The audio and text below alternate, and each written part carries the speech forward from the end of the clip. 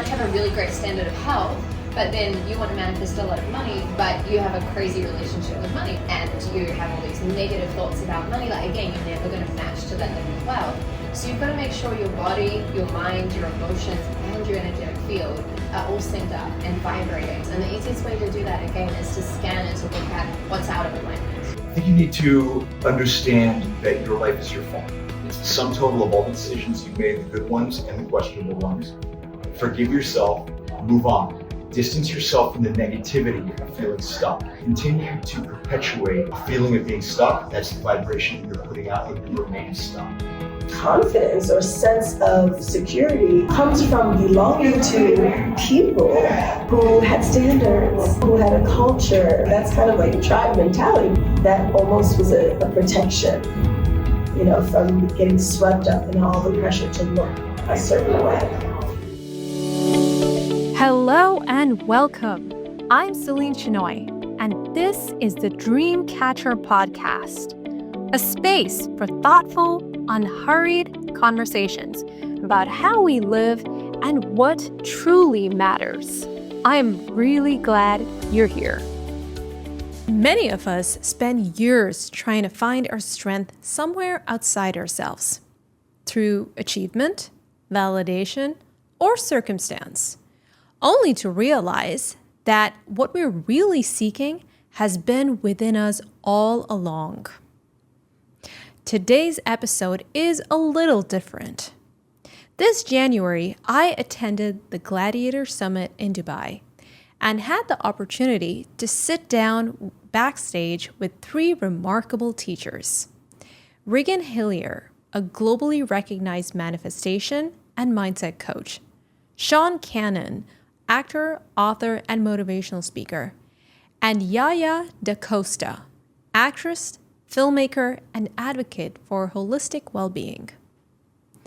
While each conversation explores different paths from personal transformation to authenticity to embodied spirituality, what ties them together is a shared invitation to awaken our inner power. In this special series, you'll hear reflections on aligning your inner state, reclaiming your authenticity, and living with deeper intention. If you've been searching for a clarity, resilience, or a stronger connection to yourself, these are conversations you'll want to lean into.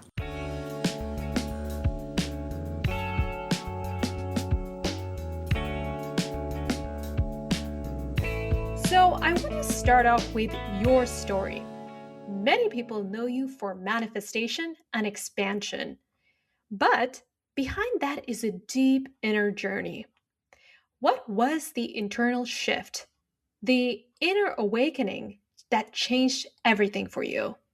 Yeah, well, for me, when I was about 17 years old, I was studying to be an architect. So I was at university.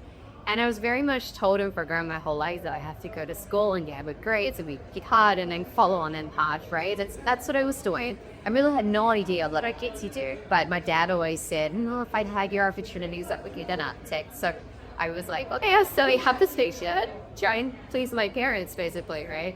And so I was on that block, and then I went into a lecture theater once, and so there was a new lecturer who walked in, and he was like, for your future architects, battle for your future, I'm going to guide you through a process and take you 20 years out from now, and you're going to see your future, you're going to get so excited. And I was really excited to do this. I'd never done any sort of visualization or meditation. It was my first time.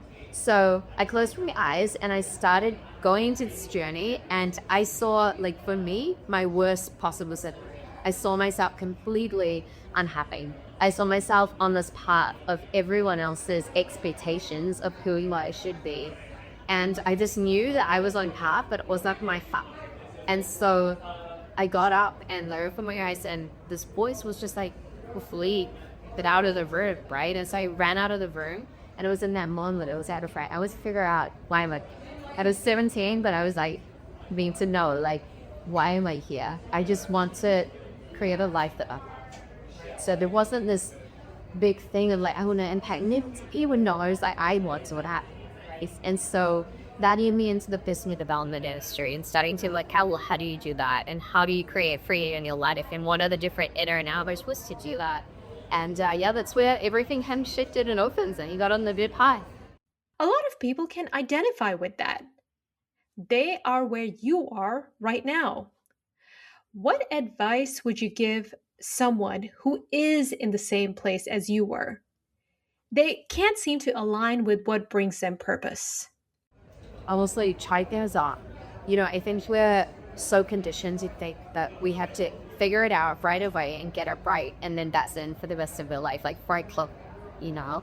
And I feel like my life has been a whole evolution of like, okay, let me try this. Ooh, no, not that. Oh, that feels good. Okay, I'm good at that. Okay, let me do more of that. But not like that, right? And so you only learn by living. You're never going to learn by thinking about it or by journaling about it or just giving a dream. Like you have to get out there, just try. And that when you do that, you'll notice the things that make you feel alive. You'll notice the things where you're like, I could do this all day, every day. This feels amazing. And then you'll notice the things that maybe even you're really good at, but they drain you. There are many people who are in jogs that they're really good at their job, but they're drained, they're exhausted, and they don't love it. I call it the shadow purpose. It's purposeful, but it's not the sun's purpose, right?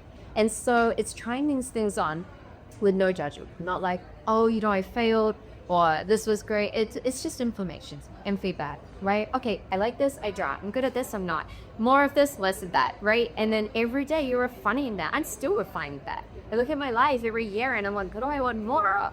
What do I want less of? You know what? I did a lot of that last year. Now I'm kind of good. I want to go here, And so it's this continuous flow and evolution. And I would encourage people to stop putting like the box of like, okay, this is what I do and it looks like this and this is me for the rest of my life, because we're growing and we're evolving and we're consciousness experiencing itself. So that's going to create change. We've got to figure out how to flow with those changes. Yeah. But in our hustle culture, where we're always on the go and completely distracted, how do we find that balance between ambition and alignment, especially when growth feels uncomfortable or uncertain? Yeah, so it's remembering that beingness comes from an inner state. It's an inner state that you can tap into at any of the possibility. And it's not linked to your external circumstances. So many people, for example, can be a certain way. Like, for example, they can be calm and peaceful if they're sitting at home in the morning and they better stay. Or if they go away on a holiday and they like the beach. Okay, but can you be calm and peaceful when you're dragging in traffic and the kids are screaming and you're like, yeah, right? That's the real work, yeah, right? Can you keep that state, that frequency of being you and abundant and your most amazing vibe, even when you're confused, even when something crazy happens in your life, a challenge, you're like, wow, I didn't see this coming. Only you are in control of it. And so too many people are linking their frequency to their external circumstances and they're reacting to it rather than actually changing the external circumstances by taking control and responsibility, choosing that frequency in that state, saying, okay, this is where my energy is going to be right now.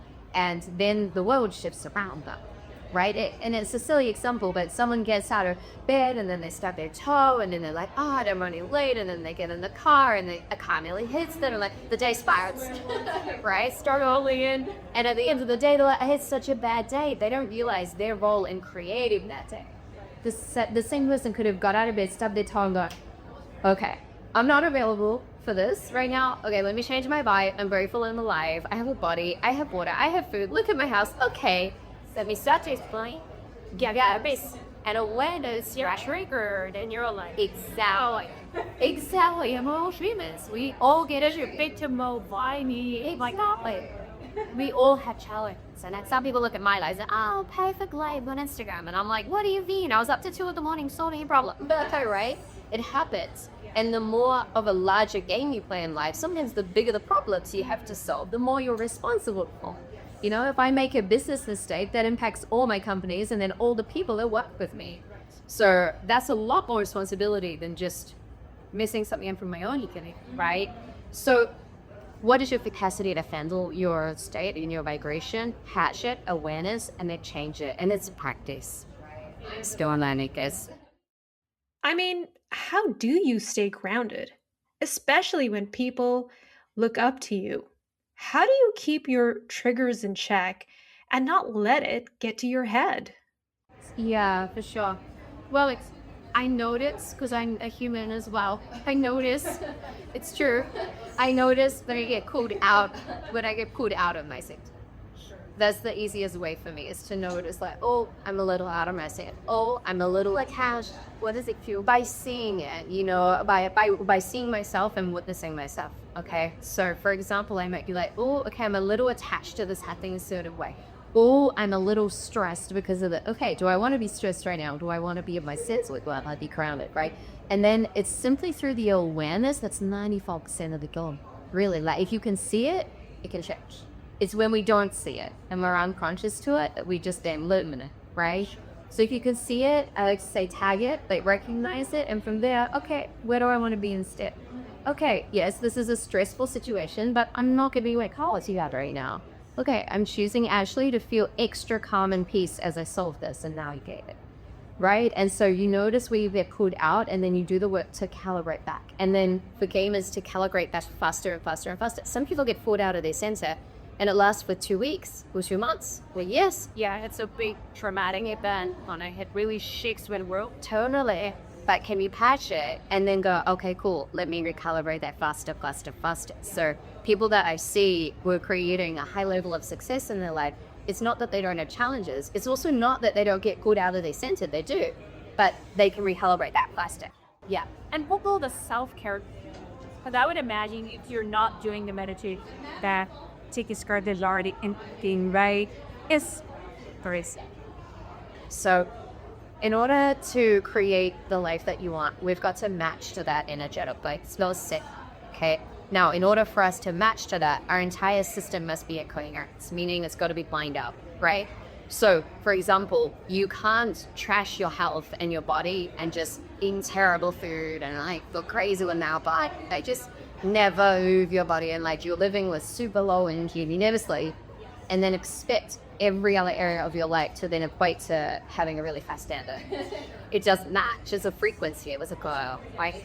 And so it's the same. You can't have a really great standard of health, but then you want to manifest a lot of money, but you have a crazy relationship with money where you're just immediately spending what you earn, and you have all these negative thoughts about money. Like, again, you're never going to match to that in the world. So you've got to make sure your body, your mind, your emotions, and your energetic field are all synced up and vibrating in this place. And the easiest way to do that, again, is to scan and to look at what's out of alignment, right? And so sometimes I scan and I'm like, okay, my physical body's a little out of alignment. I'm tired. Need of rest, more self-care. You know what? I'm not going to go to that event full sleep, right? And I make a call on that, not because I'm feeling lazy and I don't want to go to the event, but because I'm committed to bringing my system back into coherence. Sometimes you might scan and be like, look, I feel good, I feel healthy, strong, amazing. My mind feels good emotionally. I'm a mixed read, right? Maybe you're like, I feel so much anger, or I had this sadness in me, like there's emotion inspiring. Okay, you know what? I'm going to clear my workday and not respond to those emails and give myself a day to reset emotions, to cry if I need to cry, to go and punch something if I'm angry, I need to get it out, right? And process the emotions. So again, the emotional body can connect to me. So this is the work, this is the gains. Okay, what's sliding out? I'm here to recalibrate it back so it can be nice space out back. Yes. Now, a lot of our listeners are doing the inner work. They're journaling, reflecting, becoming more conscious, doing vision boards, yet still feel blocked. In your experience, what are the most common inner patterns that keep people stuck, even when they're doing everything right? Yeah, for sure. So definitely, if there's something you want to manifest and call into your life and it's not here right now, it's because there are pieces within you that are blocking it and stopping it and slowing you down, basically, or holding you back. So the idea is to look and to scan through these limits, but without judgment. Because even a lot of very conscious spiritual people are like, oh, I've worked on that block. I don't want to look at that fairy. I dealt with that, right? But when we move through different layers, even the same blocks can come back up again to assist us, because they're coming up to show you, hey, you want to be here, but this is resonating here. It's got to go in order for you to, again, bring your system into growth. It's a match, energetic error, right? So you scan and then you get really real. Okay, the fear, the doubt, the worry, the self-sabotage patterns, the not feeling enough, the wondering if you can do it, overthinking it, whatever it is for you, again, catch it and be aware of it. And if you can be aware of it, then ask, okay, how do I move this energy right now? How do I move this information? It's just information at the end of the day. Okay, it's information that's not serving me. And we get so attached to it. Oh, but I've had this feeling of not feeling enough since childhood. That means it's going to take me 20 years of therapy to release it. Oh, and then she asked that, right? Actually, it could go in an instant. Yeah, it could go in an instant if you choose that change is instant, right? When we're working through the quantum field, which we all are, whether we realize it or not, we have access to all of the intuitions simultaneously. So it can be enough to go, oh, okay, I had this fear. Okay, what am I afraid of? Oh my God, I'm afraid that I'm going to look stupid if I fail. Okay, what can I do to release this right now? You know what? I'm going to journal and write out my reality, showing myself that I'm worthy and deserving of this. I'm not going to do it. I'll even make it. It's going to be such. Exactly. And you can literally recondition yourself on the inside out. And that can be through journaling, meditation, activation, yoga. I don't care what tool you use. As long as you're using a tool that helps you shift the energy from being stuck and blocked to being aware in it and then transforming it into powerful, positive. Regan, thank you so much for sharing your wisdom with us. I know this conversation will resonate with our listeners, and I appreciate everything that you've shared with us.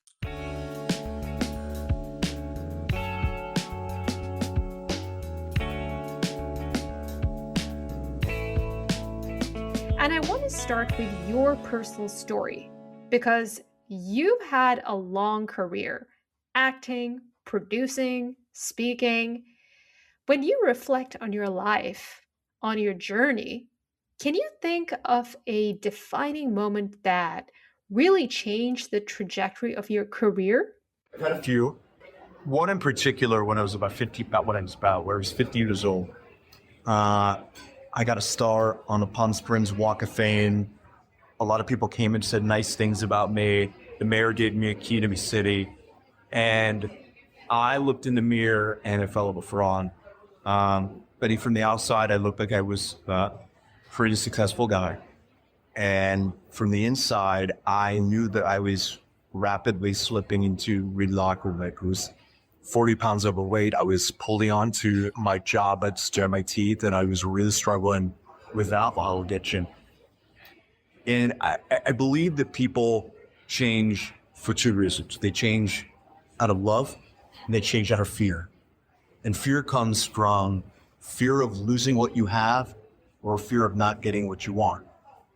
And my wife said to me, she hadn't threatened to leave anything like that, but she said, I put everything I have into this relationship. Please tell me it did not go wrong horse. And it just hit my heart with a lightning bolt. And I realized that I need to make some very profound changes in my life. I started to make those changes.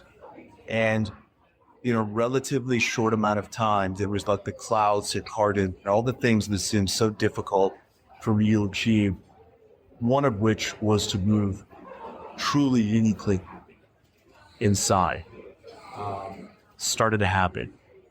And I have looked back.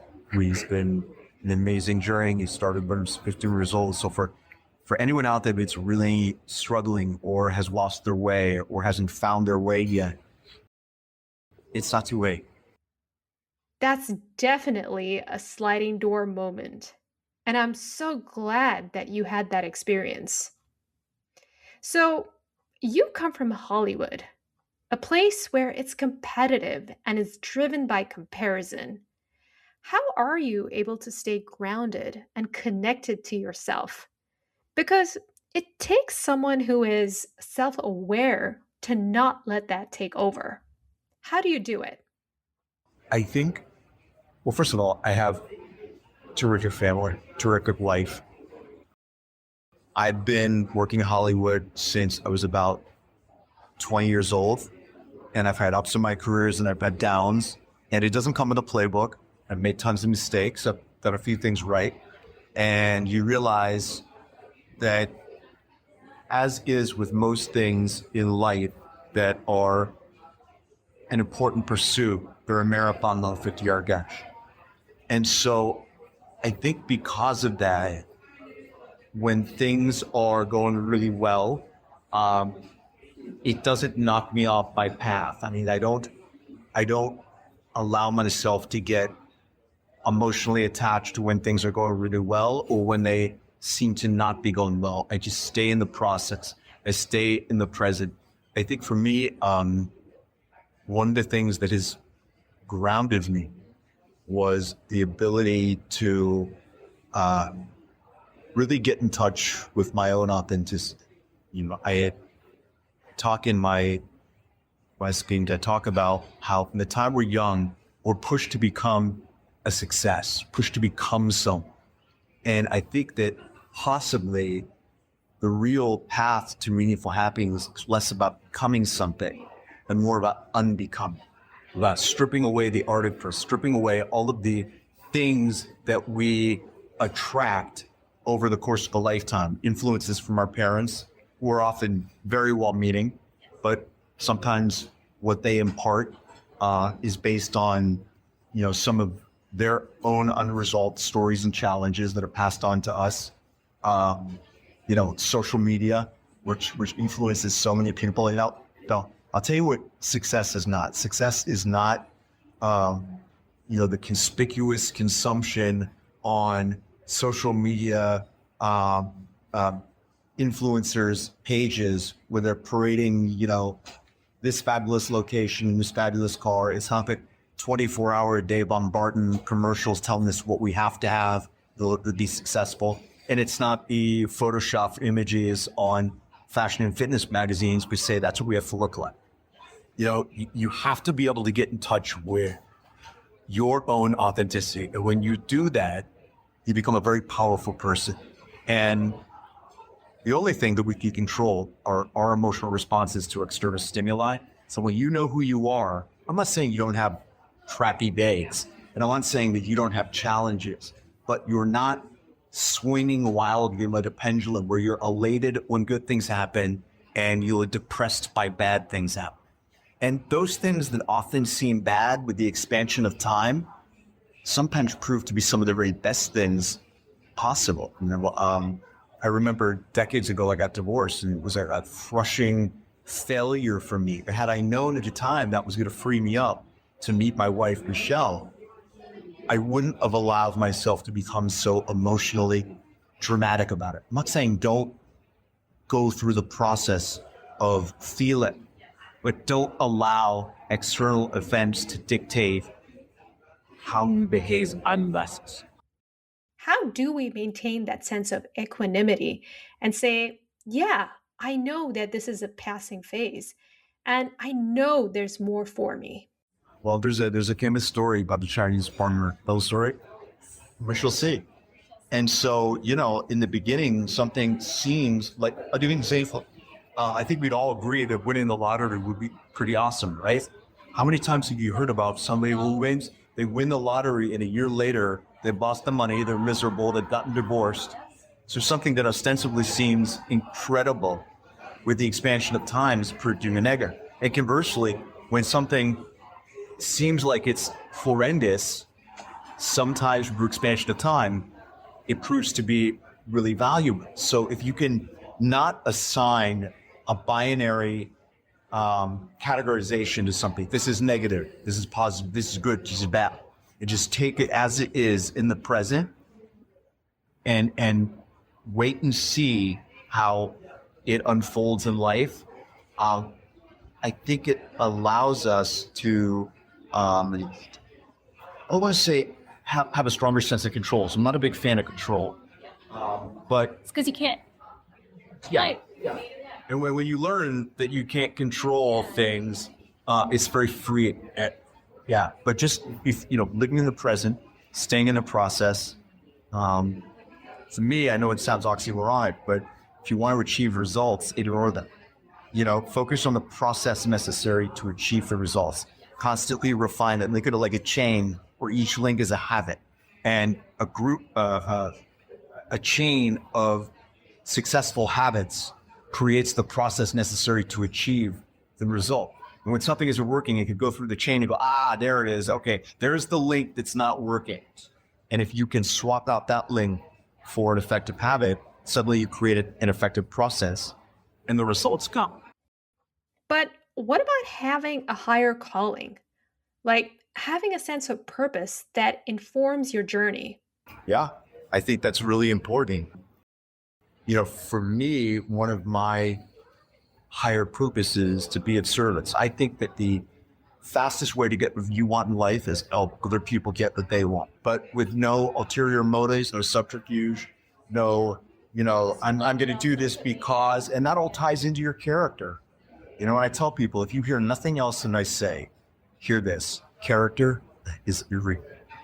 And the way to maintain your character is to be intentional in everything you do. Ask yourself, is this moving me closer to the person I want to be or further away? What you meet, what you say, what you think, what you say to yourself. And if you maintain your character, you're being intentional, I think that sense of a higher calling that we're speaking of, yes, it guides your actions. And that falls into the law of vibration. A huge proponent of, the universe isn't fair. It's not unfair. It just is. But the language of the universe is vibration, and it matches what we put out. And so if you're living in abundance, you get more of it. But if you're walking around saying, my life's crummy, I can never pay my rent, I don't have any money, the universe hears, you're living in scarcity. You want more of you. So the exact thing you don't want becomes the thing that you get more of. So, do you have any standards or values that drive your choices in your professional and personal life? Yeah. Be kind. Not always nice, but kind. And there's a difference. It's important that people understand this. It's kind comes from the heart. Nice is more of the social construct, and it's the social lubricant that allows us to be civil with each other. And it's important, right? But sometimes you can be kind without being nice. So I'll give you an example. Kids go into a party and you call them and they don't answer. And you text them, they don't answer. So you drive over to the party and you say, I'm in the car. Yeah. Come out now. They don't come out. Maybe they're doing drugs, whatever. You knock on the door, you walk inside, you see your kid, and you say, we're leaving right now. And they say no. And then you grab them by the back of their neck, walk them out in front of their friends, and then put them in the car, and you say, now we'll leave it. Now that might not be very nice, but it's kind, right? Kind is when you don't string somebody along in a relationship where you're not committed, and you say, this is not going to work out for either of us. And you rip the Band-Aid off so that you don't hurt somebody because you don't have the guts to go through that emotional uncomfortableness. You're being kind, you're freeing them to go meet who they're meant to meet, And I think a lot of times people think that being nice, which has a lot to do with being a people pleaser, is being kind. It's not. One last question before we wrap this up, Sean. If you could offer one practical mindset shift for someone who feels really discouraged right now, what would that be? I think you need to understand that your life is your fault. It's the sum total of all the decisions you've made, the good ones and the questionable ones. Forgive yourself, move on. Distance yourself from the negativity of feeling stuck. When you continue to perpetuate a feeling of being stuck, that's the vibration that you're putting out into your main stuff. When you let that go and you live as if, it does involve a little bit of manifesting, but it involves healing yourself and forgiving yourself and just saying, you know what, I'm ready to be in the present. I'm not thinking about the past. It's one thing to plan for the future, but to fixate on it, you can't give 100% of the present if you're constantly worrying about what the future is going to bring. You don't know. Just stay in the present and stay in the process. Stay in the present, stay in the process. I completely agree with you. Sean, thank you for sharing your wisdom and philosophy.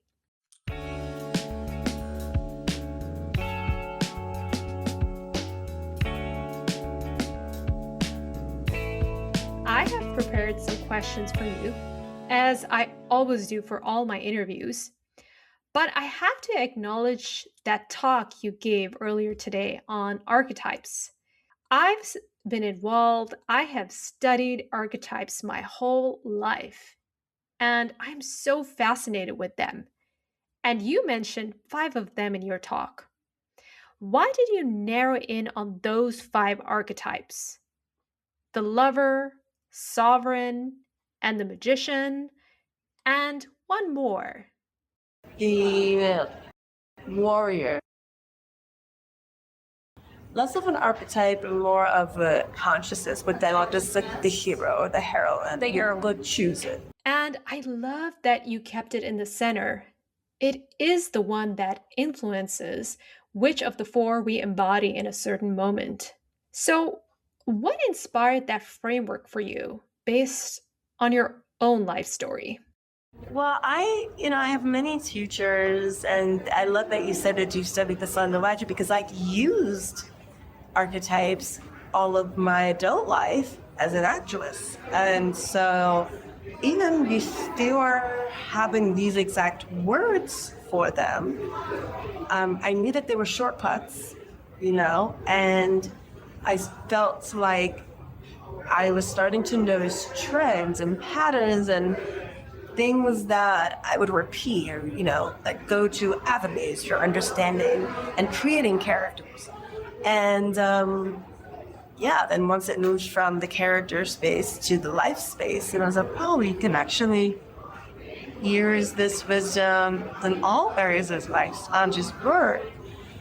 I started to notice that these were the places that felt most prominent for me. And then when I started to look at how to language it, I saw, the history and see books, and I felt like as time went on, the, 50 to 12 to 8 to 6 to 4, it kept over time being distilled down to basically these. And when I read that, that's what resonated with me. I was like, oh yeah, those are actually, that feels true to me. And so if it feels true to me, it may feel true to other people as well. And yeah, I just noticed that other people who were talking about this too, though they were going to those same archetypes. So I was like, there's a reason for that. And it's a useful tool if you want to learn how to embody spirituality versus just as a conceptual thing in your mind. And that's something you speak a lot about in your work. So, what do you mean by spirituality needs to be embodied versus keeping it as a sort of conceptual thing in your mind? Well, the like spirituality and so many things to so many different people. So, I want to honor that. There's so much beauty in divide, in all of its emanations. Stuff is learned. When I speak specifically about this, I'm talking about moving things from the head into the heart, or even bringing the head and the heart together so that they're not in conflict, so that they're not contradicting each other, and so that they actually may listen to each other, because sometimes our heads are more decision making, and then sometimes it's a mix. And just like I said, the archetypes, when we unconsciously just allow whoever wants to run the show run it, sometimes you can make decisions that are not in our best interests, right? But if we do so consciously, I just feel like our lives become more light. That we can ride up things faster.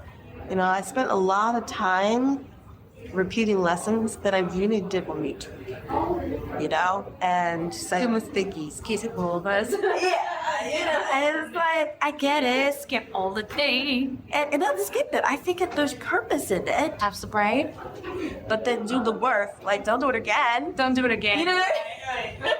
So because I spent time doing that, I was like, all right, I'm gonna skate things out and, access some shortcuts and, learn how to learn and get those lessons in a way that doesn't require something. Because I do think it's possible. They do graduate to that, where it's not always like, all right, here's the next dark night of the soul, and that's the only way that I can learn. It's like, nah, we did that, and now there's another way, and that is keeping that part of us that was the compass in the middle of the picture, that compass, that I am presence, that consciousness, to be in a place of agency and to be the one who actually can choose rather than react. Hello, everyone. I'm excited to announce the upcoming launch of my new book titled The Nomadic Soul, a seeker's guide to finding a sense of self and belonging in the modern world, which highlights a profound yet often unexplored part of your identity that holds the key to everything from answering your biggest questions to finding deeper meaning and joy in everyday life. Visit thenomadicsoulbook.com to learn more, download a free chapter, or to buy a copy. And have you ever felt pressure to fit a mold or an image or an expectation? Because I would imagine that you're living in a world of show business. So that pressure is always going to be there to conform, to look a certain way, to be a certain way. How do you handle that? And how does your spirituality anchor you as you go through it all? So many ways I can answer that question. I'm like, I think one of the ways, start from the end, go back to the beginning. One of the ways in which my spiritual practice supports my ability to stay afloat in that climate is ancestral veneration. It seems that we're still in some aspects of society treating this as kind of like weird or taboo or taboo thing. But, there's so much available to us when we remember that a lot of people had to live for us to live. And that even in their physical absence, there is something that remains. Whether it's in our blood, whether it's, a table with their pictures on it, where we glance, maybe we sit, we talk to them, wow, Grandma, I miss you so much. Is this what's going on in their life right now? When we cultivate a relationship with the literal people who came before us, there's this sense of belonging. I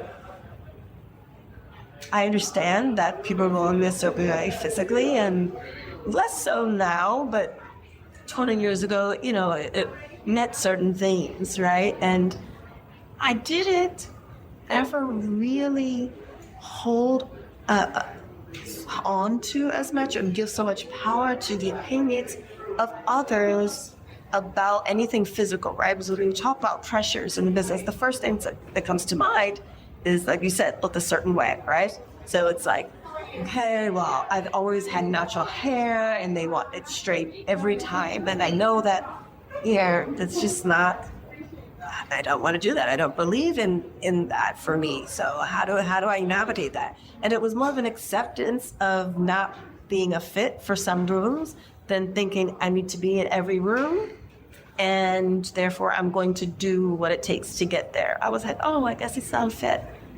And that kind of confidence or sense of security comes from belonging to people who had standards, people who had a culture, that's kind of like tribe mentality, but connect with the family that I grew up in. Your ancestry. It has so much to do with who I am.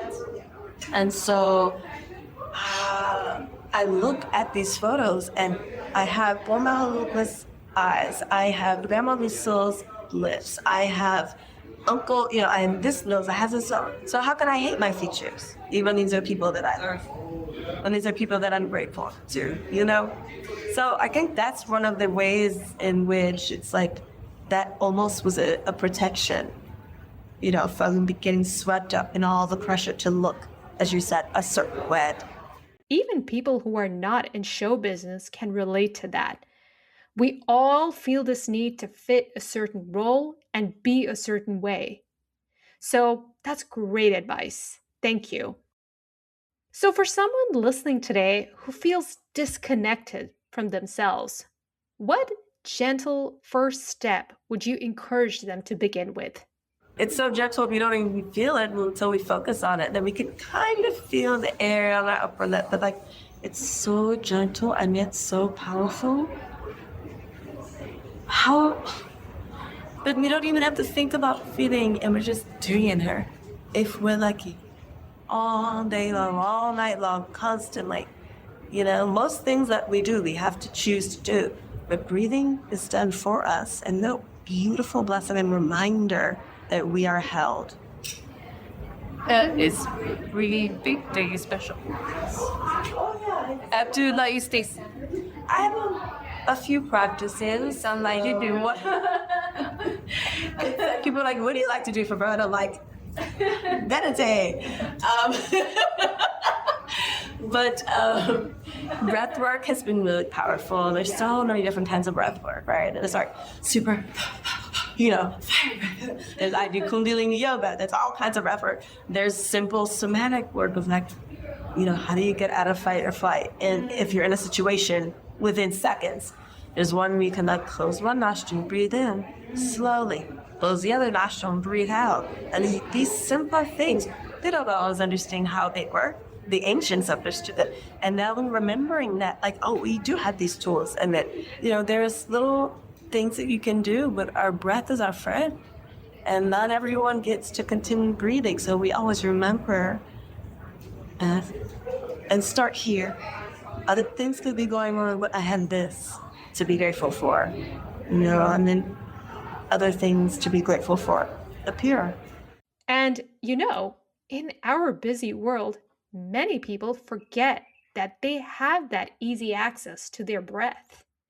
I mean, I was a breath holder when I used to get stressed out, but now I'm more conscious about it. I still do it. Still do it? Yeah. Not realizing it. I think part of it is that I grew up in ballet class.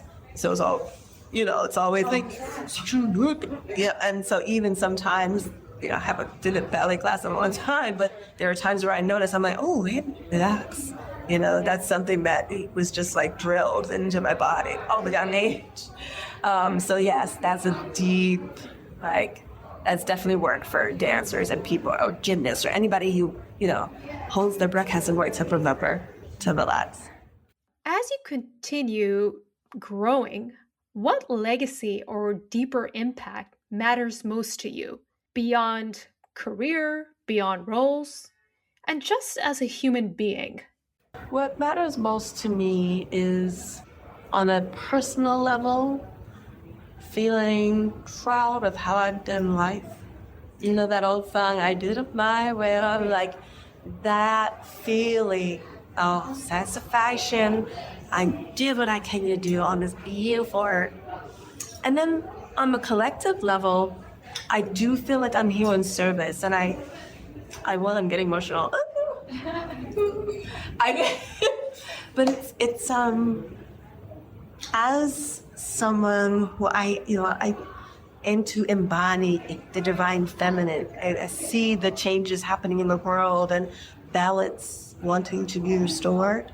And I feel like one of the many stewardesses of this movement, and I mean movement in every way, of the people, and like a wave. It's an ocean full of beauty being revealed right now, and it's, I know I'm saying that at a time when people say everything's so terrible, and in times like this, it's so important to see what is working, to see what is good, and to see what the stuff that's being, that can seem negative, like how it's serving the future, right? It's waking people up. And so I aim to inspire, to reach people, and to be, especially when we talk about the divine feminine, it's also respecting the one of the things that we can't earn it to, which is birth. and as a doula for many years, now the French midwife, and documentarian about this topic, it's important to be a part of this, the evaluation of this crisis, the maternal health crisis, maternal mortality crisis in a lot of the world, especially the USA, where I live, coming from. And it's unnecessary. And there are solutions, and there are solutions that are working in other places. And so that's one of my major focuses right now is bringing more awareness to this issue, and finding solutions, and actually implementing them. Yaya, thank you so much for being so raw, so vulnerable. It is so beautiful to witness. I appreciate you being here.